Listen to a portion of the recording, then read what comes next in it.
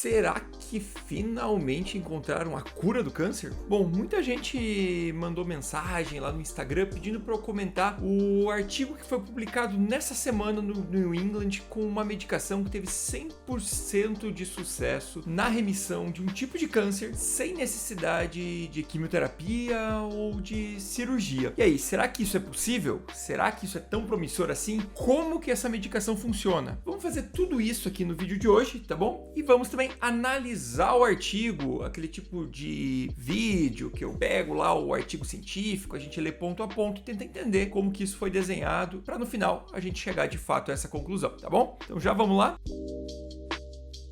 Mas se você é novo por aqui e ainda não me conhece, meu nome é Gustavo, eu sou médico, sou especialista em cardiologia e clínica médica, sou doutor em medicina interna e também sou professor universitário. Já vou pedindo desde já que você deixe o teu like, compartilhe esse vídeo com pessoas que possam vir a se interessar. Não esqueça de comentar aqui, dar a tua opinião, enfim, para que a gente possa discutir esse assunto, tá bom? Então vamos lá pro vídeo, né? Vamos lá falar da medicação. Então vamos direto aqui para a tela para a gente poder ler junto esse artigo. Então, olha lá o título do artigo que foi publicado agora, dia 5 de junho, tá? Um pouco mais de uma semana atrás. PD1 bloqueio, né? O bloqueio do PD1, já vou explicar o que é isso.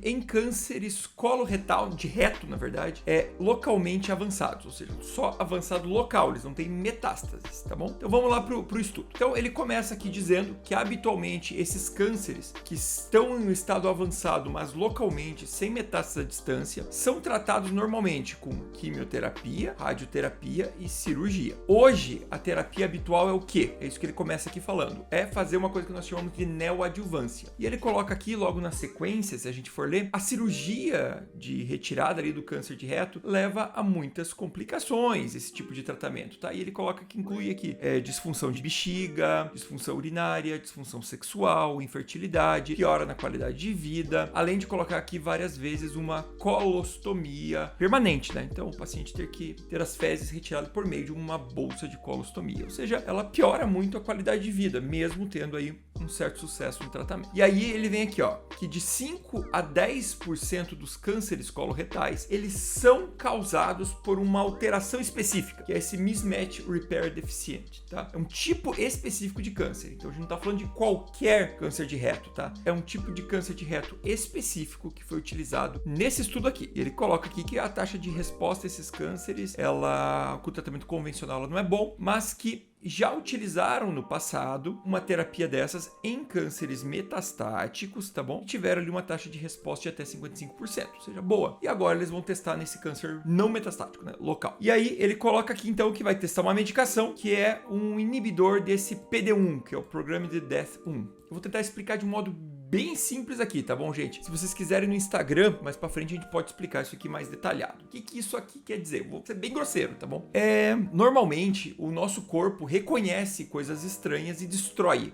O ligante que liga nesse PD1, esse PD1 tá lá no tumor, o ligante que liga nele, ele impede que o nosso corpo reconheça esse tumor como algo estranho. Então, o normal era o nosso corpo reconhecer aquela célula tumoral, ir lá e destruir ela. Mas, por causa disso aqui, ele não faz. Então, a medicação foi criada, na verdade, para fazer isso. Para ir lá e impedir que esse ligante se ligue nesse PD1 e com isso fazer que o corpo reconheça que aquilo é um tumor e destrua ele, tá? Isso aqui não é uma terapia nova, isso aqui já é usado em outros cânceres, tá? Como melanoma, alguns tipos de câncer de endométrio, inclusive a própria medicação aqui testada. E aqui ele conta como é que foi o estudo. Ele já começa dizendo que esse estudo aqui é um estudo de fase 2, tá? O que é um estudo de fase 2? Ele é um estudo com poucos pacientes para reforçar a hipótese, para testar ali num grupo controlado como é que essa medicação se comporta, para aí sim ir para a fase 3, que é a fase que vai dar a validade clínica e utilidade para a medicação. Então, só de saber isso, a gente já sabe que isso aqui não vai ser necessariamente um resultado definitivo, tá? É um estudo de fase 2. Eu já expliquei isso, o que é fase 1, fase 2, fase 3, em vários outros vídeos aqui do canal, tá?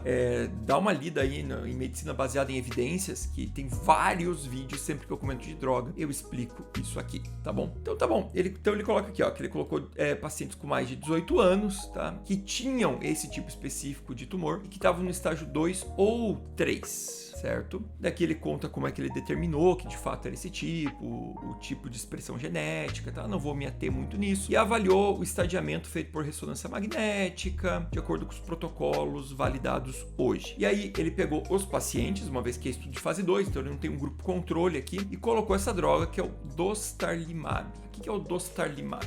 Ele é aquela medicação que inibe o PD-1. Todas as medicações que terminam com MAB, tá bom, gente? Isso aqui significa monoclonal antibody, ou seja, ele é um anticorpo sintetizado, tá? Um anticorpo monoclonal sintetizado em laboratório. Então ele é um anticorpo que liga nesse receptor e não deixa quem normalmente ligue nele se ligue. Beleza.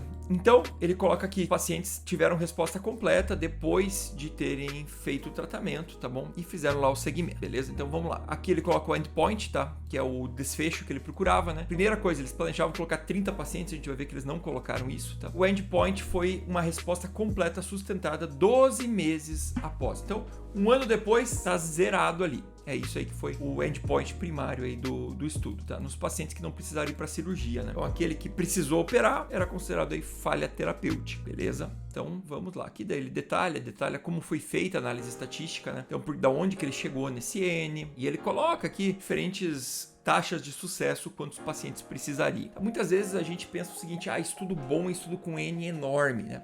Depende do desfecho, tá? Quando a gente fala em cardiologia, por exemplo, vou estudar hipertensão. É raro uma pessoa e demora para uma pessoa com hipertensão morrer. Então eu preciso de muitos pacientes para ter um número de eventos que justifique isso. Agora, se eu pego lá o choque séptico refratário, que tem uma mortalidade lá altíssima, pego ebola, aí eu posso ter um N menor, porque eu já vou ter poder para pegar aqui a diferença estatística, tá bom? É mais ou menos isso, tá? Só para dizer para vocês. Mas lógico, um N de 12 não vai ser definidor, tá? Então aqui ele coloca, que 16 pacientes foram colocados e tratados. Desses, 12 pacientes fizeram lá todos os ciclos lá dos 6 meses esperados, tá? E aí que veio a resposta tão fantástica que eles trouxeram. O que eles trouxeram aqui? Todos os pacientes tratados com essa medicação tiveram resposta completa, ou seja, 100% de resposta. Isso significa que todos os tumores vão responder? Não, significa que nesses 12 pacientes, 100% tiveram resposta. E ele coloca aqui, que dentro desse 100%, ele tem um intervalo de confiança que é de 74 a 100. Ou seja, 95% de chance desse resultado estar entre 74 e 100, na verdade, tá? Nessa faixa aqui. Conforme você vai aumentando o N do estudo, esse intervalo de confiança vai diminuindo,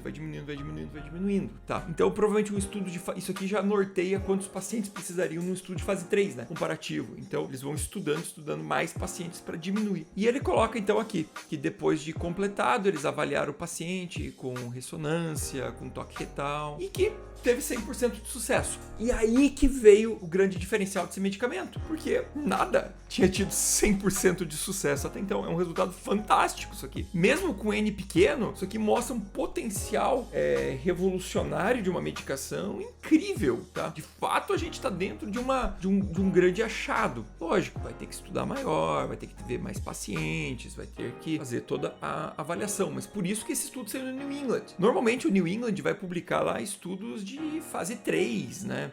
Estudos maiores, tanto que você pode ver aqui do lado, os outros estudos publicados, da tirzepatida lá na obesidade, por sinal foi a medicação mais revolucionária na obesidade, já vou comentar também. Vídeo futuro, falando da tirzepatida, veja aqui do lado que são estudos muito grandes. Esse aqui, por que pequenininho assim, saiu no New England? Por causa do resultado revolucionário. O que ele traz aqui ainda pra gente? Não teve evento adverso grave, tá? Os eventos adversos que teve foi lesão de pele, né, dermatite, prurido, fadiga e náusea. E um paciente teve alteração de tireoide por causa da medicação.